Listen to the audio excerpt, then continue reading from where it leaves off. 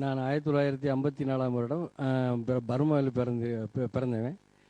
சிறு வயதிலிருந்தே டிஎம்எஸ் ஐயா அவருடைய பாட்டை வந்து நான் ரொம்ப ரசித்து கேட்கக்கூடியவன். அந்த அளவுக்கு அவர் மேலே நான் ஒரு தீராத காதல் கொண்டவன். அதில் என்னன்னாக்கா, ஒரு தடவை சென்னையில் ராஜா முத்தே மன்றத்தில் ஒரு நிகழ்ச்சி நடக்கும் பொழுது அந்த இதில் வந்து எனக்கு ஒரு பாட்டு கொடுத்துருந்தாங்க. அந்த பாட்டு என்ன, அவளுக்கு என்ன அழகியமும்.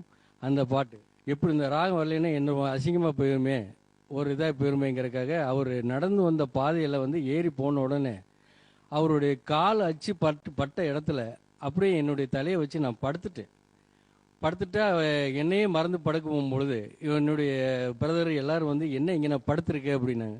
இல்லை, நான் எனக்கு ஐயா போனார், அப்படியே இங்கே நான் உட்காந்துட்டேன்.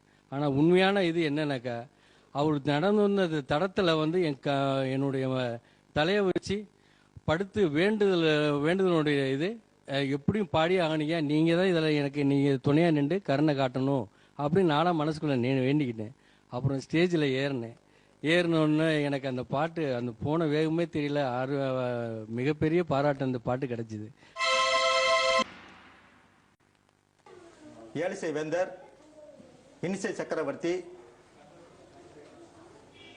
இசை அரசர், கலைமாமணி, பத்மஸ்ரீ, இந்த பட்டங்களுக்கெல்லாம் பொருத்தமான பட்டங்களுக்கெல்லாம் கவர்ந்த டிஎம் சௌந்தரராஜன் ஐயா அவர்களின் கோடான கோடி தமிழ் ரசிகர்களின் நானும் ஒருவன். அந்த சொல்லல ரொம்ப மகிழ்ச்சி அடைகிறேன். அது நான் சாதாரண ஒரு ஸ்கிரீன் பிரிண்டிங் வேலை பார்க்குறேன். இதுக்கு முன்னாடி வந்து நான் நெசவத்தில் நெஞ்சிட்டே இருந்தேன். அந்த நெசவத்தில் நெய்யும் போது இலங்கை வானிலை வந்து ஏராளமான பாடல்களை ஒளிபரப்பிட்டே இருப்பாங்க. அந்த நேரத்தில் வந்து டிஎம்எஸ் பாடல்கள் வந்து எனக்கு ரொம்ப ரொம்ப மனசில் இடம் பிடிச்சிருச்சு.